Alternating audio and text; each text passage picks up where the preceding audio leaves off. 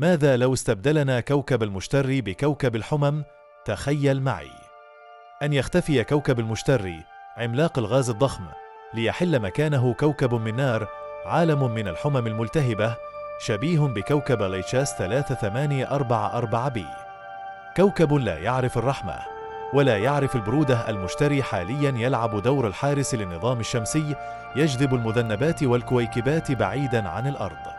لكن لو استبدل بكوكب من الحمم فإن التوازن الكوني سيتلاشى تدريجيا، ستفقد الأرض حمايتها الطبيعية وتصبح أكثر عرضة للاصطدامات الكونية المدمرة. ليس هذا فحسب، بل إن الحرارة الهائلة المنبعثة من هذا الكوكب الجهنمي قد تؤدي بمرور الزمن إلى رفع درجات الحرارة في كوكب الأرض واضطراب مناخها وذوبان جليدها وتحول مساحات واسعة منها إلى صحاري محترقة. سيبدأ كوكبنا الأزرق بالتحول شيئا فشيئا إلى عالم قاس أكثر حرارة، أقل حياة. ماذا لو اقترب نجم ديبرا من الأرض؟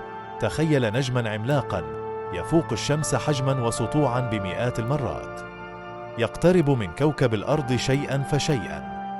هذا هو نجم ديبرا، عين الثور الساطعة في سماء الليل. لو اقترب هذا النجم من الأرض لمسافة خطيرة فستبدأ الكارثة تقريبا فورا، سترتفع درجات الحرارة إلى معدلات لا تحتمل وتتبخر المحيطات، ستصبح السماء بلون أحمر والهواء خانقا، وستتحول الأرض إلى جحيم مشتعل قبل أن يتمزق غلافها الجوي تماما بفعل الإشعاعات القاتلة والرياح النجمية العنيفة. لن يكون هناك وقت للهروب ولا مكان للاتباع، فقط نهاية حرة ساطعة وصامتة. ماذا لو وضعنا كوكب المريخ قرب الشمس بدلا من المشتري؟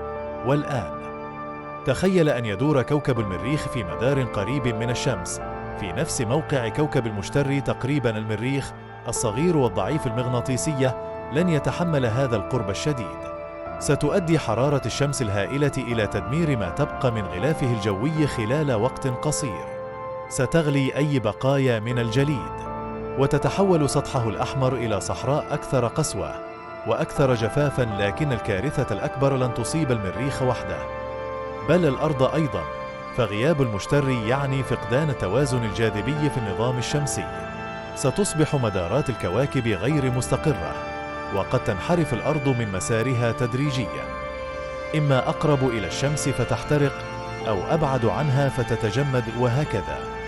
تغيير صغير في أماكن الكواكب قد يغير مصير الحياة كلها في الكون.